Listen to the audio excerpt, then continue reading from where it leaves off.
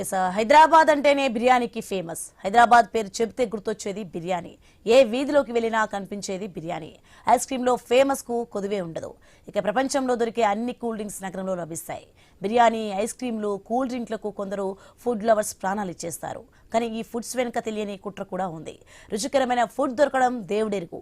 మీలో ఉన్న కుతూహలాన్ని క్యాష్ చేసుకుని ప్రాణాలు తీసే కేటుగాలు ఎక్కడికక్కడ పాతుకుపోయారు.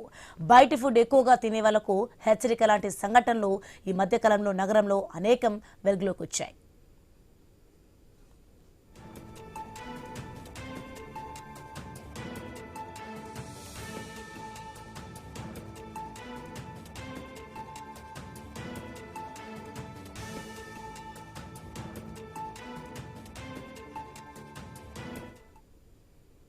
అయితే బయటి ఫుడ్ ఎక్కువగా తింటున్నారా? సాయంత్రం అయితే టీ బిస్కెట్ వేసేస్తున్నారా?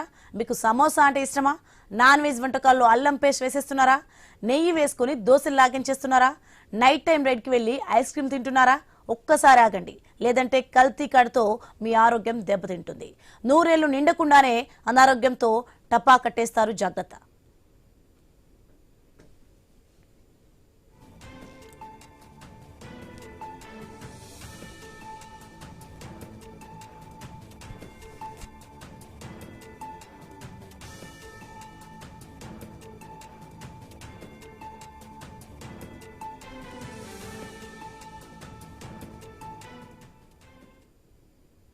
ఇక సిటీ లైఫ్కి అలవాటు పడి ఎడాపెడా బయట తినేస్తున్నారా?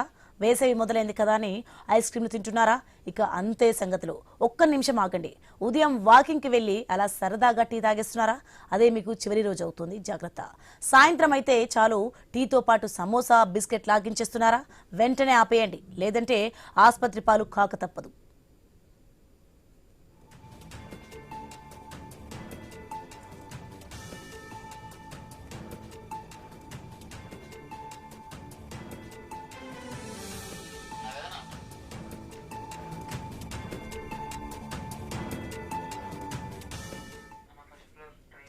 ఇక ఉదయాన్నే రిఫ్రెష్మెంట్ కోసం తాగే టీ నుంచి రాత్రి తినే ఐస్ క్రీమ్ వరకు అన్ని కల్తీయే. కాస్త ఆపుకోలేక తిన్నారంటే కల్తీ కాడ్కు గురి కాక తప్పదు. అలా షాపింగ్ అని బయటికి వెళ్లి బిర్యానీలు లాగించేస్తున్నారా? గుమగుమలాడే అల్లం పేస్ట్ వాసనకు టెంప్ట్ అయ్యారంటే ఇంకా మీరు ఫట్ అయిపోతారు. జాగ్రత్త. ఇంట్లో వంట చేసుకున్న అల్లం పేస్ట్ దంచే సమయం లేదని బయట తెచ్చుకున్న అల్లం పేస్ట్ ని వాడేస్తున్నారా? ఒక్కసారి దాన్ని వాడే ముందు ఆలోచించలేదో ఇక మీ ఆరోగ్యం మీ చేతుల్లో లేనట్లే.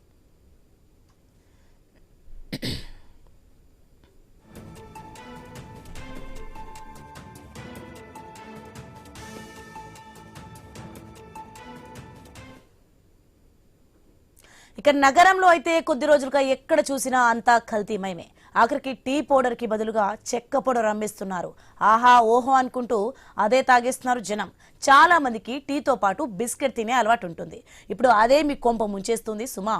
బయట ఫుడ్కి ఎంత దూరంగా ఉంటే అంత మంచిది.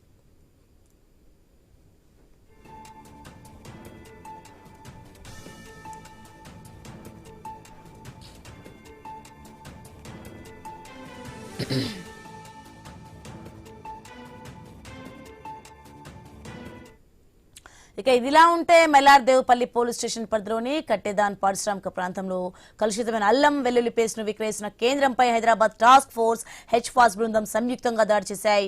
నిందితుడిని అదుపులోకి తీసుకుని విచారిస్తున్నారు. ఎస్కేఆర్ ఫుడ్ ప్రొడక్ట్స్ పై ఆకస్మిక దాడి చేశారు. నిందితుడు అబిడ్స్ ప్రాంతవాసిగా గుర్తించారు. ఆ బ్రేకింగ్ ఇప్పుడు మనం చూస్తున్నాం.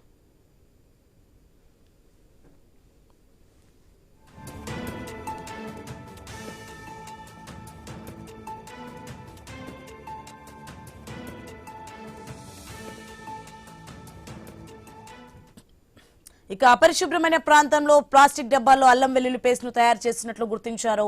నాణ్యత లేని అల్లం వెల్లుల్లి తొక్కలను గుర్తించారు. ఎస్టిక్ యాసిడ్, జాంతం, గమ్ పౌడర్ వంటి రసాయనాలను కలుపుతున్నట్లు టాస్క్ ఫోర్స్ పోలీసులు నిర్ధారించారు. ఇక ఈ అల్లం వెల్లుల్లి పేస్ట్ ను హోల్సేల్ కిరాణా దుకాణాలకు, క్యాటరింగ్ సర్వీసులకు సరఫరా చేస్తున్నట్లు వెల్లడించారు. ఆహార భద్రతా ప్రమాణాల సర్టిఫికేట్ లేకుండా ఈ అక్రమ వ్యాపారం సాగిస్తున్నట్లు నిర్ధారించారు. మొత్తానికి సీజ్ చేసిన వస్తువుల విలువ 22 లక్షలు ఉంటుందని పోలీసులు తెలిపారు.